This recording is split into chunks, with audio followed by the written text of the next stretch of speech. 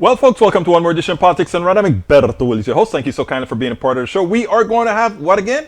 I said every time. We're going to have a great show for you today. Anyhow, we are going to talk to Diane Archer today, who is the president of Just Care. I mean, it's a very important organization working with Medicare. Folks, Medicare don't, in as much as we have El Senor Biden, who is president now, they are still trying to privatize your Medicare. They started with something called DCEs, direct something entities, direct channel entities or something like that. And now they changed the name. They called it ACO Reach.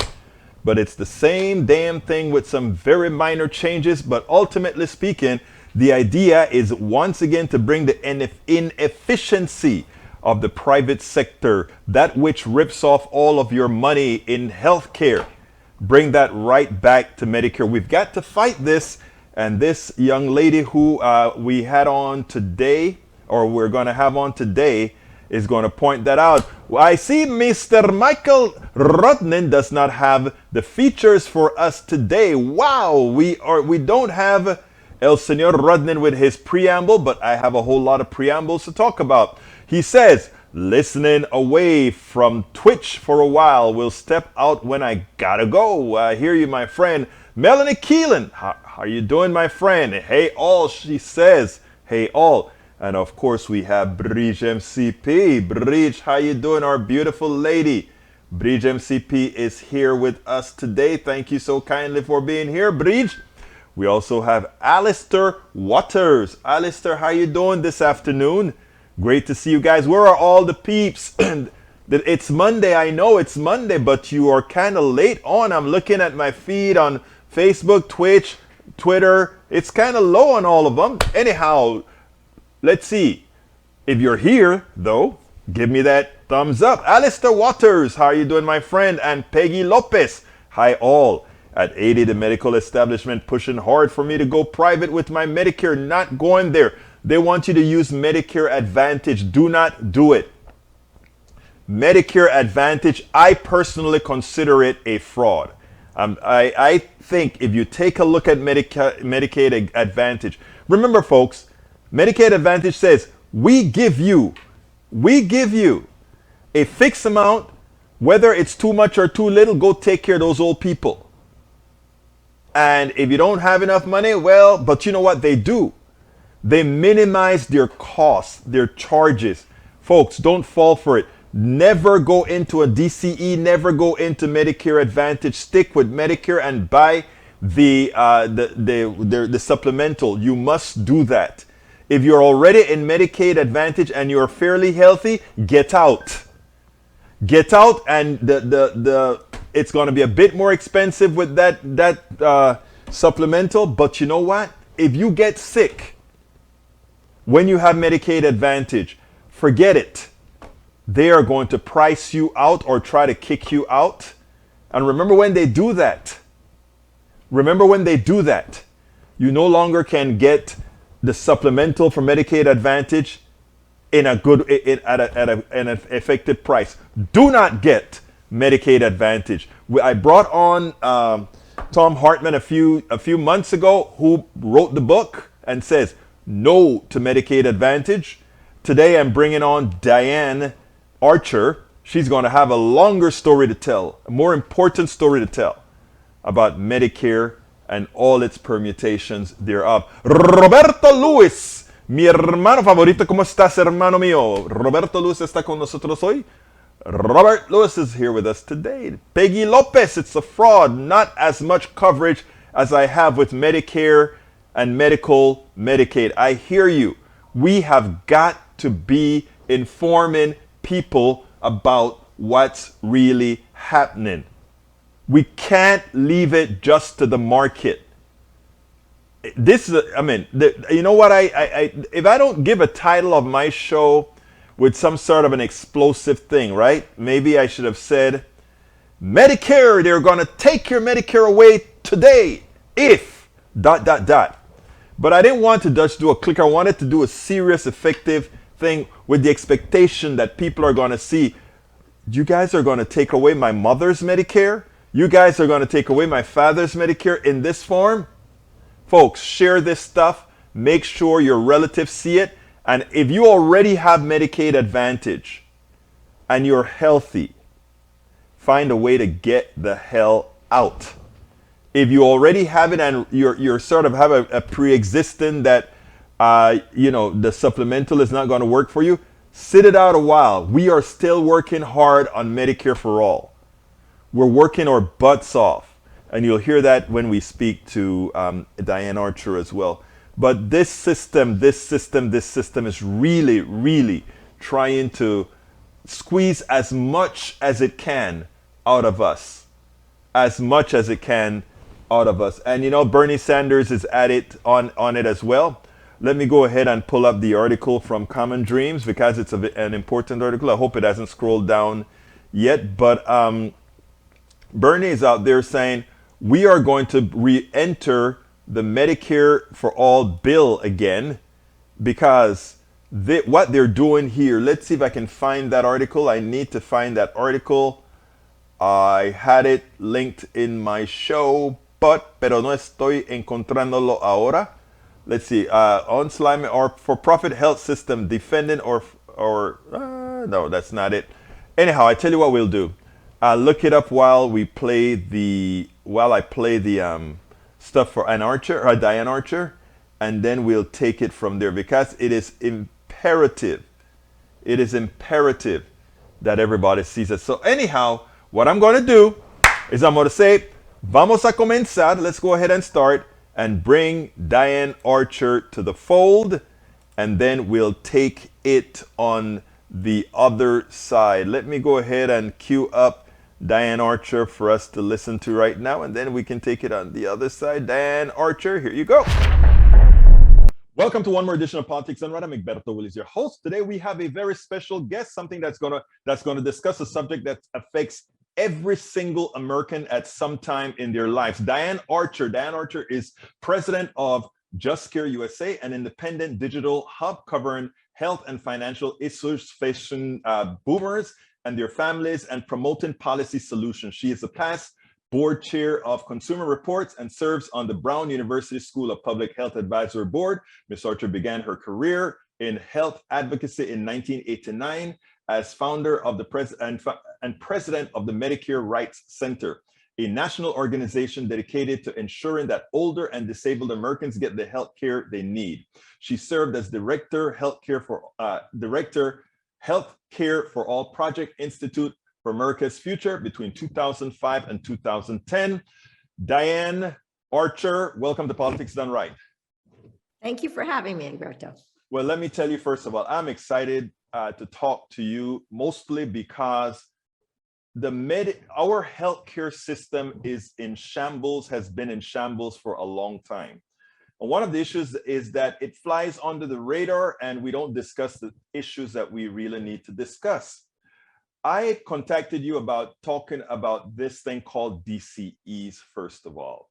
Not that that is the only subject, but I wanted to talk about DCEs because a lot of people don't understand the dangers of it. But before I get started, I want to ask you to tell us in your own words, what is the state of healthcare in our country today? Healthcare is a total mess in this country. And it's a mess for one principal reason, which is that we've handed over control over our healthcare to corporate health insurers that are in the business of making money for their investors and do not put people's healthcare needs first. And in addition to that, they are unable or unwilling to control costs or improve quality of care. So we're literally giving them control over an area where they can't serve as a good middleman. They're not even like a Walmart, right? Which is there to be in the middle to get you the lowest prices and the best value. This is the opposite. And that is why every other industrialized democracy does not turn over the business of healthcare to corporate health insurers. They take control. And some people believe, oh, well, they do have private insurance. Oops. Thing. And the reason it's different is because in those countries. I need to stop you a second because Okay. we had a temporary internet block. Some people think they have private insurance. Some people think that private insurance is the same, no matter who gives it to you or where you get it, and it's not. And private insurance, if it is under the direct control of the government, where the government is saying to the private insurer, or a large employer maybe is saying to a private insurer, we can go further there. This is what you're going to pay for it. This is when you're going to pay for it. This is how you're going to pay for it. And we want everybody covered. And this is what they're going to have to pay. That's one thing. We could talk about that. In the case of most health insurance in this country, what happens is the opposite. The insurers get a flat fee per person, and they're told, cover these benefits. And then they get to decide what to pay for and when to pay for it and how much to pay for it. And as a result, people who are sick and need costly health care get screwed. It's that simple. Now, Diane, I have a problem. Okay. We have asked Americans to forget basic arithmetic that they've learned in school, that somehow having the cost of healthcare, having some particular cost that is absolute, and having an entity who pays it cost you more than instituting another group of people who must be paid out of the same pot. We have asked people to avoid, to forget basic math, that if you put a third person in there, that third person or third entity also has to be paid. So the total cost of the product goes up, or you get less of the product. The two of them cannot exist at the same time, correct? Totally correct. And not only have we said to them, forget the math and forget about the fact that we're adding this extra layer of bureaucracy and extra cost, we're also saying, choose among a bunch of them and forget the fact that they're all different and that you're going to be choosing blindly because we're not going to tell you what the difference is. And so basically we're saying, pick the plan that's right for you, recognizing that many of them may not be right for people, and forcing people literally to play Russian roulette with their healthcare because they don't know if they're picking a plan that is going to give them the care they need when they need it or not. You know, I find it ironic that they always talk about having choices, right? And the only plan that really gives you choice in the Medicare field, whether it's Medicare Advantage or just straight Medicare, is Medicare, the one run by the good old United States, we the people. And why? That is because, of course, you get a chance to choose your doctor, your hospital, etc. All the others choose it for you. Am I correct? You just nailed it. In fact, the way to think about it, I think, is if you go the traditional Medicare route, you get care customized to your needs and wants, right? You get to pick your doctors, you get to pick your hospitals, they get to decide the care you get. And basically, if you have supplemental coverage, you don't have to worry about the cost, nor do your family members. You can sleep at night knowing that you're going to get the care you need. And when you go to the private side, to the Medicare Advantage side, you have no clue. I think, Diane, why we need people like you, why we need your organization and your organization to be funded is that this is not a message that enough Americans are hearing. So the Medicare Advantage folks are coming out with, we'll buy you a membership to a club. We'll give you a free meal. Come sign up. But what you're signing up for is to be screwed down the road. I've heard a comment about a young man who had testicular cancer, and he was in Medicare Advantage, and they didn't have a particular doctor to take care of him, so they had to ship him somewhere else. So he said, no, I'm going to go back to Medicare, regular Medicare. And he found out the hard way that if you take Medicare Advantage, it's difficult as hell to get back into Medicare because that supplemental you're talking about at that point is no longer they don't have to take you as they do when you initially sign up. Would you like to expand on that for me? I think that's an excellent point that is lost on a lot of people. So people sign up for Medicare Advantage largely because they want to save money on the Medicare supplemental insurance that you do need when you're in traditional Medicare. And the big problem with traditional Medicare is that there is no cap on out-of-pocket costs. But the good news is when you buy the supplemental coverage, not only do you have to not worry about a cap, but virtually all your costs are covered. So again, you don't have to think about copays and deductibles for the most part. Everything is covered. When you're in Medicare Advantage, it's just the opposite. There's a cap, but it's as high as $7,550 in a year, which is 3 times the cost of the supplemental insurance. So every time you need care, you have to stop and ask yourself, do I want to spend that $500, $50? How much is it going to be? I don't even know how much it is.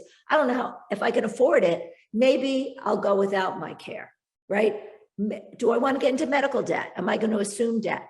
So you're constantly in this position of having to make a decision between your healthcare or your loved one's healthcare and your rent or your mortgage or your dinner. I mean, it is a terrible position to put people in. And what about switching between Medicare Advantage back into Medicare? What are the caveats? And then what happens is exactly. So then you're stuck and you think, oh my gosh, I've just been diagnosed with cancer. I'm not going to be able to pay $7,550.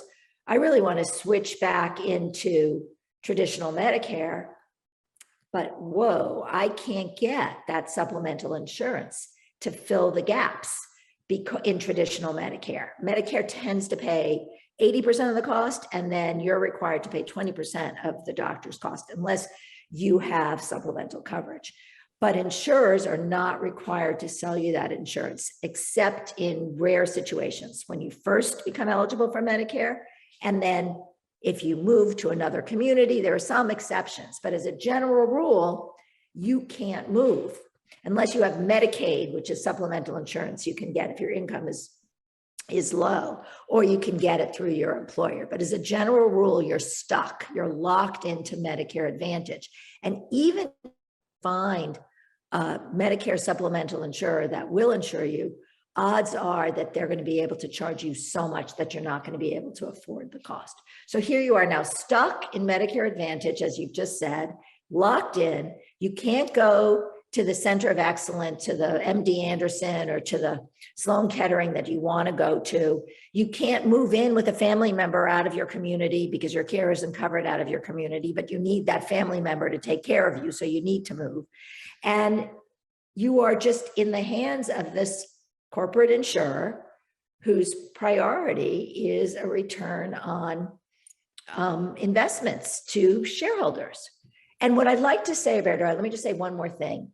It's worse than anybody can really imagine, because if you and I decided we were going to have the best Medicare Advantage program in America, one that said, we want you if you have cancer, we want you if you have heart disease, we're going to do everything we can to get you the best possible care, we're going to have the biggest network, like traditional Medicare, we'd be out of business before we opened our doors. Because the way that the government pays us, they pay us a flat fee per person, regardless if that person needs a lot of care or a little care. And so if you're a for-profit entity, you're focused on getting the healthy people in and the sick people out. And if we were focused on getting the sick people in, we wouldn't be paid enough money to take care of them. And we'd be out of business before we opened our doors. So the way the government pays these plans, by paying them a flat fee, just incentivizes them to deter people who are sick from joining and to encourage people who become sick, who are their members, to leave. And that's unfortunately just the way it's set up, and it should not be set up that way. And now we can get to direct contracting because it is set up exactly the same way. Should we move on? Talk to me about there. I think that's a segue that I wanted, because that is one of the reasons I contacted you, is that DCE, everybody has been complaining about it, and I think the Biden administration, who we expected to do something positive, meaning get rid of them and really be pushing Medicare, the standard Medicare, has created something called ACO REACH. Why don't you kind of talk to us about this?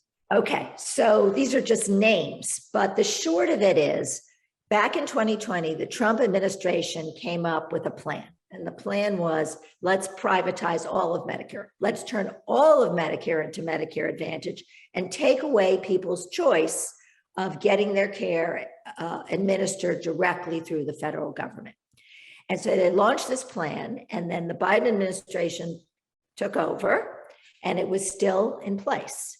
And what has happened since is that very recently, the Centers for Medicare and Medicaid Services, which oversee Medicare, decided they were going to rename that program REACH and basically continue it as designed by the Trump administration.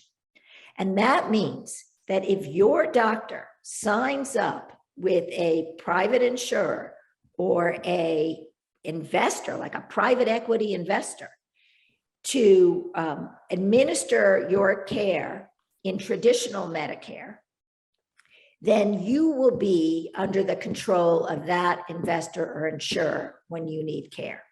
That investor or insurer, exactly like in Medicare Advantage, will decide whether you need care and whether it's going to pay for that care. Interesting. People say, well, you can always object or whatever. Generally, after you're dead by the time the objection or the arbitration or whatever is taken care of. You put an interesting thing that you sent to me that I think is very important. You said, changes do not worry Wall Street. Investment analyst Spencer Pearlman, the day after the announcement of REACH, which was supposed to make things better, says, the reforms are one part of a public relations exercise and one part modest revision that should not tangibly impact the for-profit entities currently participating in the model being the DCEs, which is the direct contracting model. Tell us how evil that direct contracting model is, Diane. It's really bad in a few significant ways. Number one, if your doctor is part of one of these direct contracting entities in traditional Medicare, you may not even know it. And you will be automatically assigned to that direct contracting entity against your will. Yes, you're supposed to get a piece of paper in the mail, but as far as I understand it, people with Medicare get hundreds of pages of mail every month because everybody's trying to sell them something. And so most likely you're not going to read the piece of paper. And if you do, I can tell you, I've seen a couple of them. They are impossible to understand. So you're going to go to your doctor, continuing to think that you're seeing the same doctor, and you, at some level you are, but at another level, this direct contracting entity, now in the business of figuring out how to drive profits for its investors, is going to be telling your doctor how to deliver care to you. And that could mean that instead of the half-an-hour visit you're used to, you'll get a 15-minute visit. It could mean that instead of that doctor referring you to a high value or an excellent healthcare provider if you get sick, the doctor will be told by the direct contracting entity, send this person to this healthcare provider who costs very little, who will be good enough for your patient. And you won't know the difference unless you ask your doctor. And so one big piece of advice is talk to your doctor, find out if that doctor is part of one of these direct contracting entities. And if so, ask your doctor point blank if he or she is being told to change the way your care is received, what care you get and when you get it. Absolutely, that is the case, because that's how these entities make money. That's their job, is to limit the care you get.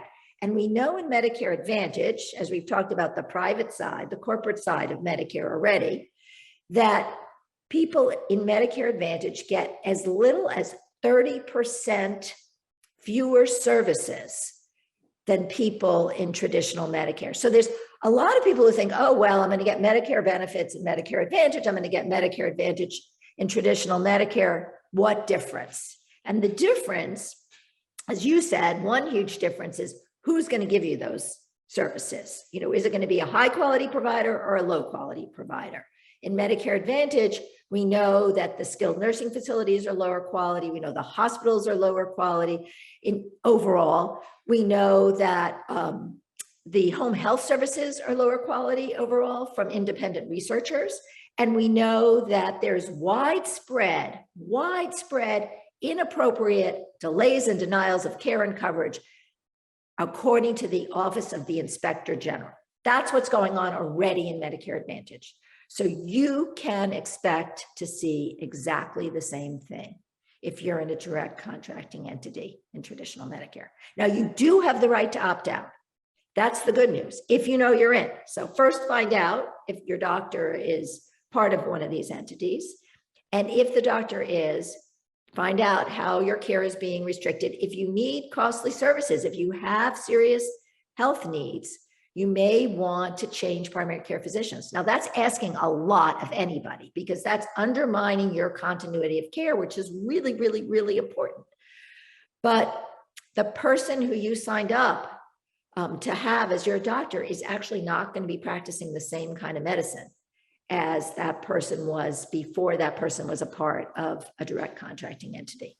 Maybe it's conceivable that person will deliver good medicine. I can't say absolutely that person will not, but what I can say, and what you've already said, is that there are financial incentives to delay and withhold care from patients. And one more thing, those doctors, in many instances, are going to be paid more when they listen to the direct contracting entity and make more money for the direct contracting entity. And they make more money by withholding and delaying care. I mean, that is important. And I'm glad that you ended this little segment on that issue. I want to take a little bit of liberty here to talk basic economics and common sense. And it is important for those that are listening to us right now, those that are listening to Diane, realize one thing. And first of all, these corporations are not doing anything wrong. They're not doing anything illegal. They're doing what they're supposed to do. Private corporations are supposed to maximize the values for their shareholders, and in doing so, maximize their own bonuses for the executives. There's nothing wrong about that in a society. However, when you have that, you have to determine if you want your health care under that domain. You have to determine if you want your Social Security, you want your Medicare under that, where that corporate executive must decide, should I care for her cancer, or should I care more about what my bottom line is going to be to buy my Ferrari? And I'm not kidding around that. We have to understand these are basic value judgments that we must have here. And corporations have no value judgment by design. It's inherent into the economic system. You cannot follow the rules of the economic system and care about anything other than maximizing values. I want us to discuss a little bit further. How can we ensure? Again, I said earlier, it's about common sense and economics. And one of the good things, or one of the bad things I should say, is that the corporations have unlimited funds for marketing plausible stupidity, which is what I think they do. In other words, they make us less smart with their marketing. You see a Medicare Advantage advertising, somebody's happy that they got a membership to keep themselves healthy at a health club. Somebody sees that they get a coupon to go to a restaurant to buy something. These little shallow things that ultimately cost you much. How can we, those of us that are trying to do the right thing by everybody else, get our message out best we can? You made a number of really, really smart points. These companies are doing exactly what they're in the business of doing, and it is not about putting our healthcare first. It's about taking as much money out of the healthcare system as they possibly can. And our job is to push for cost-effective healthcare system that is designed to meet everybody's needs, not simply the needs of people who are healthy, but the needs of the people who are the most vulnerable, the people with lower incomes, the people with serious health conditions, people in rural communities, people of every which type need to have their needs met. And that is the best way to ensure that is with a program like Medicare for All, where everybody is covered for what they need at a price they can afford.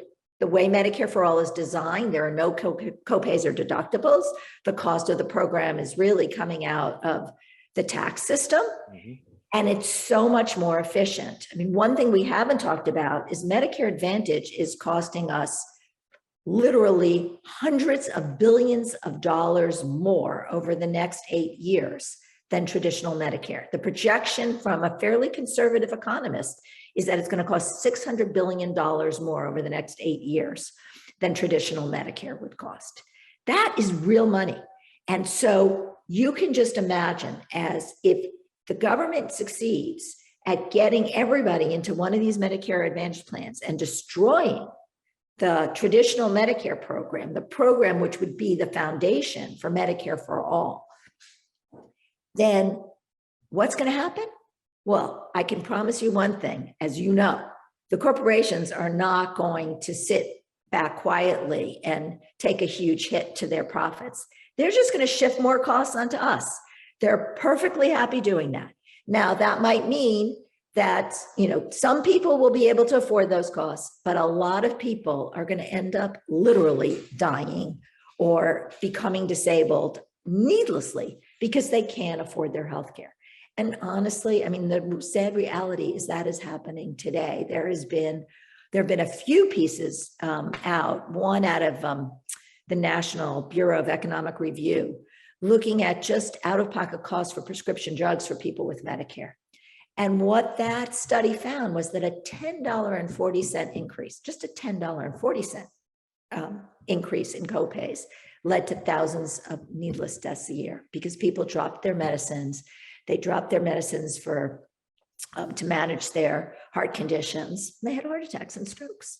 I mean, this is really criminal. It's just unbelievable what the wealthiest country in the world is allowing to happen. But there is a solution, as you say. Medicare for All, it's cost effective. It gives people exactly the care they want, literally customized to what you want. If you're traveling to Arizona and you need care in Arizona, you get it. If you want to see a particular doctor, you get to see virtually every doctor in the country, with some exceptions, but basically you get to see them all. And hospitals as well, you can use them. There's no restrictions. You get what you need when you need it. And you don't have to navigate these incredible hurdles that the corporate health insurers put up to help delay your care. Not only to speak about the doctor's offices that won't have to deal with 100 different insurance companies anymore. They just submit a bill, and all the staff that they would have needed to process all of that is no longer there. Dan, look, I can't tell you how important your message has been today. I asked one last question every single time, and that is, what would you have liked me to ask you that I didn't? I think you really covered the full range very effectively, Alberto. Thank you so much. One final thing. What can people do now to fix this tragic situation? And what they can do is write the White House, write their members of Congress and say, end the direct contracting program, the DCE program now named REACH, immediately. Protect our traditional Medicare. Allow us the choice of traditional Medicare. Don't force us into a managed care plan. Well, Diane Archer, president of Just Care USA. Before I close, I want to thank you for the work that you do, because we need this work at a massive level, and anything that Politics Done Right or any other entity you need to get this job done, let's get this job done, because your work is invaluable. Thank you so kindly for having been on Politics Done Right. Thank you. It's been a total pleasure, Alberto. Beto Willis, as host of Politics Done Right, a progressive radio media show on Pacifica Network's KPFT 90.1 FM Houston that engages all ideologies, I found that our political angst isn't mostly ideological. There is a well-designed effort by many in power to control us. If we are at each other's throats, we are less likely to demand our economic and local wishes. In that light, I wrote 3 books. I wrote the first one titled, As I See It, Class Warfare, the Only Resort to Right-Wing Doom, to describe the entire economy in a manner we can all understand. It highlights why it was designed to pilfer most as it empowers a few, the chosen. The second book, titled, It's Worth It, How to Talk to Your Right-Wing Relatives, Friends, and Neighbors, take it to the next level. After understanding how the system pilfers, it is incumbent that we can speak to our peers to empower a change. The third book, How to Make America Utopia, Take Away the Economy from Those Who Rigged It, gives us a place to land. After learning about our economy that is dysfunctional for most and learning how to engage the other side, we point out what would make an economy that works for all. Each book stands on its own, but together they provide the full picture. Please consider getting one or more. You will undoubtedly learn, be entertained, and help us continue the mission with our blogs, articles, videos, and books. So yes, folks, I hope you enjoyed that. You enjoyed listening to Diane Archer. I think the work that she does is invaluable, and we'll continue to feature people like her to bring us up to speed. We do need your support. You can go ahead and get that book. Here's our books. There's a link, politicsdoneright.com/books, politicsdoneright.com/books. But you know what? We need every part of support that you can provide to us. So please, if you are on YouTube right now, please click that join button. Please become a part of our PDR posse today. If you don't see that join button, or if you're on another platform, just go to politicsdoneright.com/YouTube, politicsdoneright.com/YouTubes, and I just added that into the chat. You can also support us by becoming a Patreon. politicsdoneright.com/Patreon. Patreon is spelled Patreon, Patreon, politicsdoneright.com/Patreon. I just added that as well into the chat. But the best form, of course, is to support us via PayPal. politicsdoneright.com/PayPal. politicsdoneright.com/PayPal. Spell, well, you know how to spell PayPal. politicsdoneright.com/PayPal. We have a whole lot of stuff in our store. Please visit our store. Everything that you purchase from us, whether books or items in our store or contribution, you are making sure that I can get this job done. I just got notification from Netroots Nation. We, again, Politics Done Right, has gotten a table on Radio Row. It's going to be in I think it's Pittsburgh, or is it? I think it's Pittsburgh this year. We're going to be having Pittsburgh, Pennsylvania in this summer. So later on, we're going to be doing a GoFundMe to get us out there, and we'll have perks and all that kind of stuff to get us out there in Pittsburgh. But let me tell you, it is an honor when, for the last several years, every year, your small Politics Done Right has gotten there on the limited space that they have there on Radio Row, and we're going to be able to talk to all the politicians and activists, all the progressives that are going to be out there.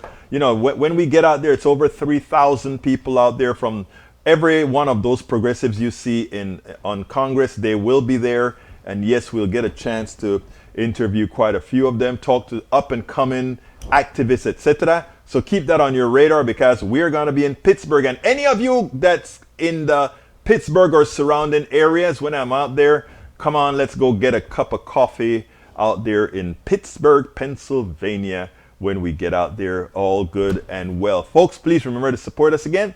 Our all-in-one encompassing support. If you want to know all the different methods in which you can support us, politicsandright.com/support. politicsandright.com/support. Look, you earlier on, Bridge MCP, you asked about, August. You asked about, thank you, Bridge, about how does GoodRx work? GoodRx take advantage of the fraud that is our drug system. There's a middle person in drugs in this country called the PBMs. I think it's called Pharmacy Business Manager or something like that, PBMs. In other words, there's always a middle person trying to capitalize on your money. So what they do is they aggregate their services and sell it to insurance companies and all of that on purportedly to reduce the cost of drugs. I mean, reducing the cost of drugs is simple. Drug companies, you charge too much. We take the patent away from you. It's that simple.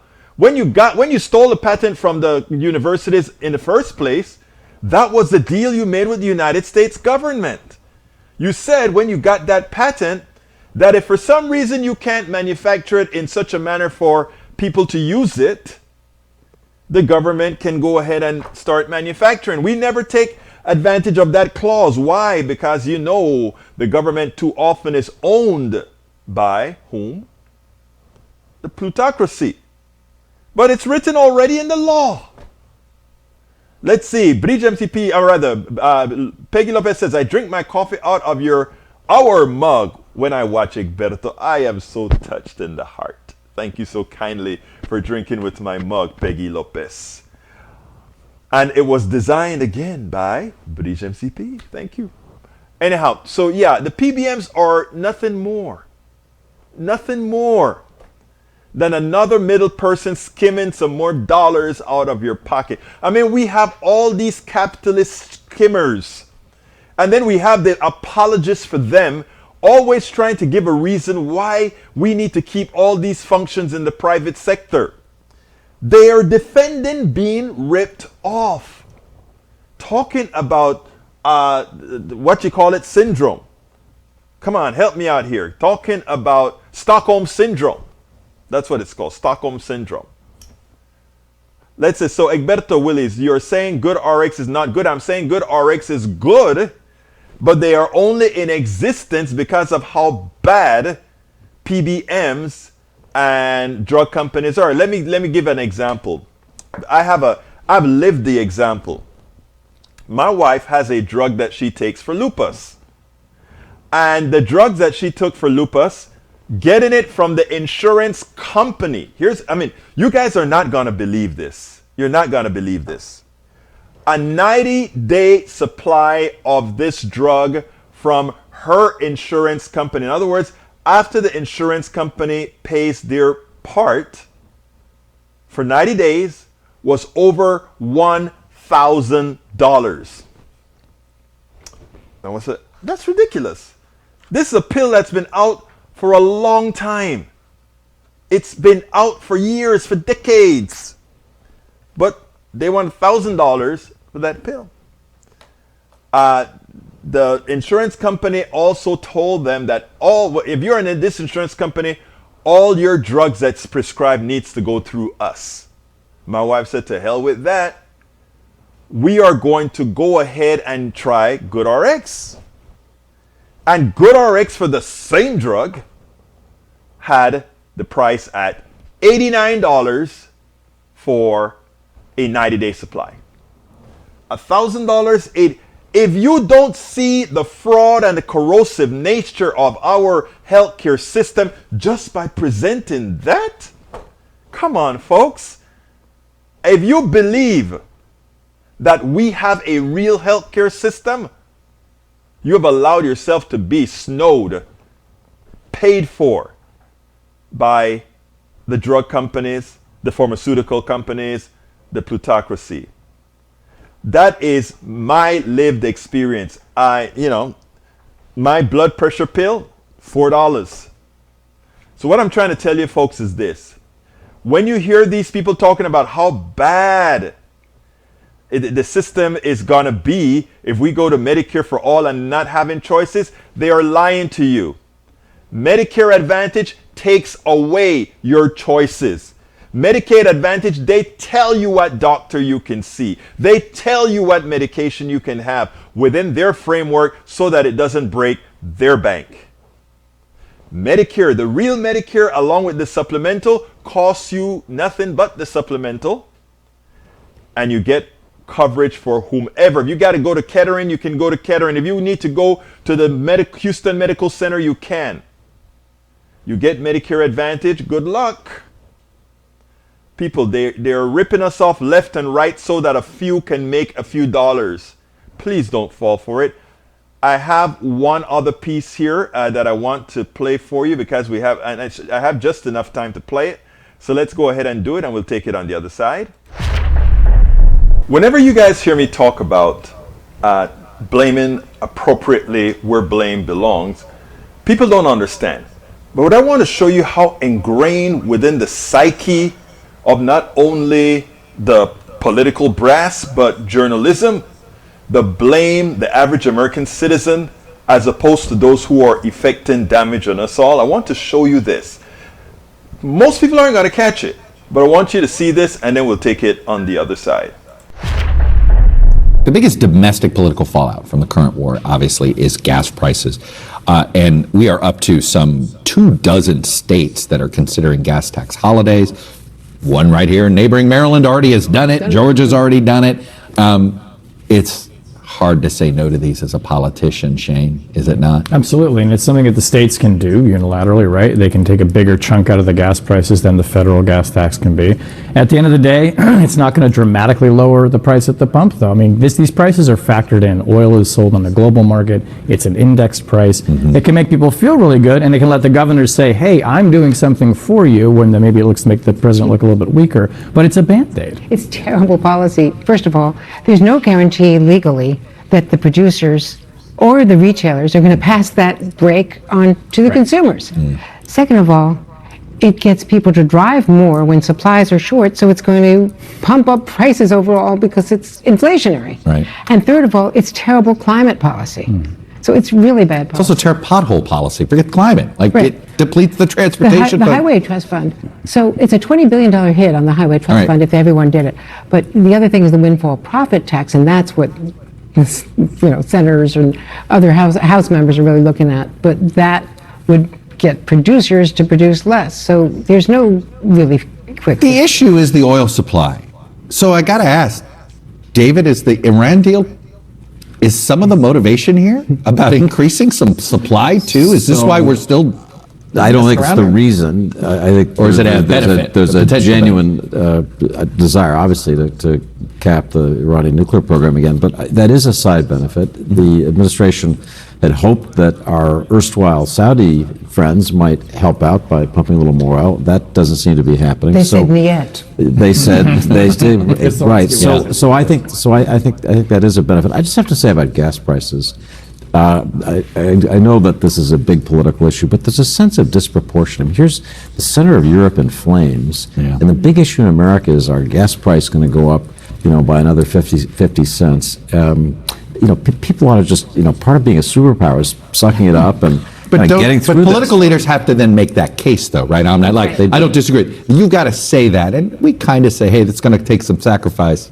Oh, by the way, the administration's thinking about passing out gas cards. You want to talk about messing up the supply? That would have done that. Gas prices are the easy thing to point to, right? Both for Republicans who are looking to make a point against this president and also for people to say, how am I feeling day to day? Inflation, more largely, is the bigger issue.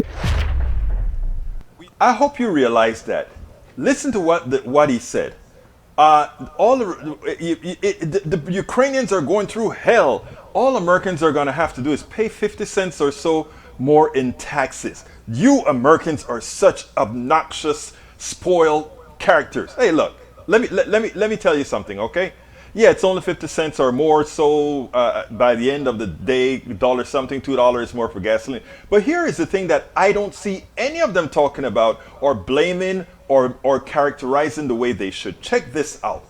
They first say, oh, Americans should suck it up 50 cents. Why not say, these guys are gouging you because by charging you more for this gas price in these difficult times, they're making profits and they're doing it on your back. It's costing them nothing more to do it to make that extra profit that they're making. That's numero uno. But you know what was even worse?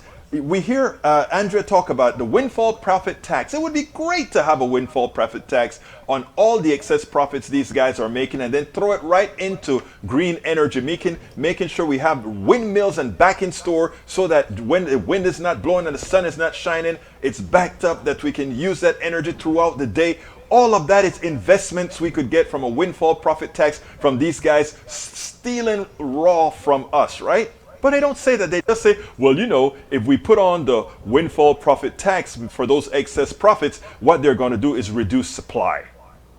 Do you see what's going on here? They are putting our well-being in the hands of private corporations who want to make a profit on our backs at all cost. Think about that. Everybody always say government do this or government do that or government has the boot on your neck. It's never government with the boot on your neck. It is always the corporate structure with the boot on your neck. They're the ones who they're the ones who will bribe. They're the ones who will hold you hostage.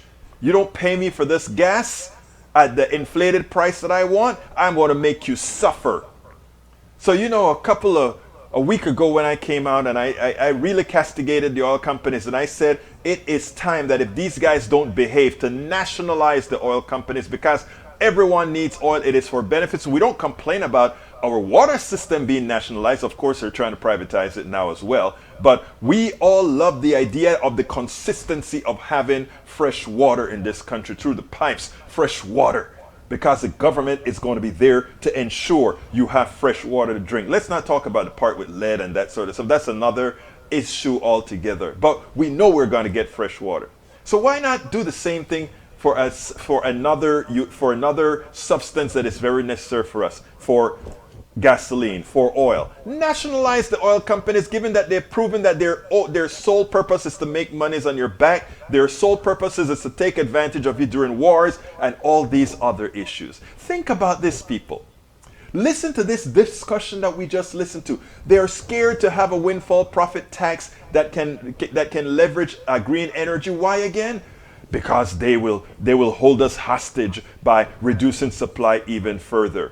And you Americans are so obnoxious. You're complaining about 50 cents more on the gasoline while those people in Ukraine are going through a war. Oh, so petty of you guys. Not one peep to say that these corporations are what these corporations are. Evil entities that are there to profit on your backs and on everything that is happening to you right now. Until we get it, until we understand what's happening, until we stop buying the BS pretty ads that they put out. You know, they want to sell you a drug that could even harm you. And they put nice butterflies and flowers and people dancing. Oh, I can get rid of my whatever I have, you know, and beautiful stuff to buy it. They hook you in and then they sucker you into paying a whole lot more than it's worth. Look, we are going to, at some point in our lives, take over and make government be really what government is supposed to be. We, the people. And stop allowing others to make you feel that if you believe you want to have a functioning government, that somehow you're some communist or some crazy socialist. That's how they allow you to make the corporation your master. That is how they keep you as a antiseptic slave at best or an indentured servant at worst. Remember that. Don't sit back ever and think they care anything about you, because they don't. It's not by design they don't. But you know what is interesting? By design, government do, right? If you have the government really of and by the people, it does.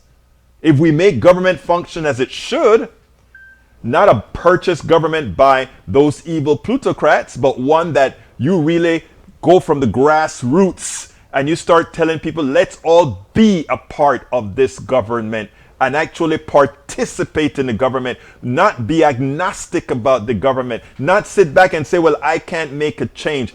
Their goal is to bust your spirit.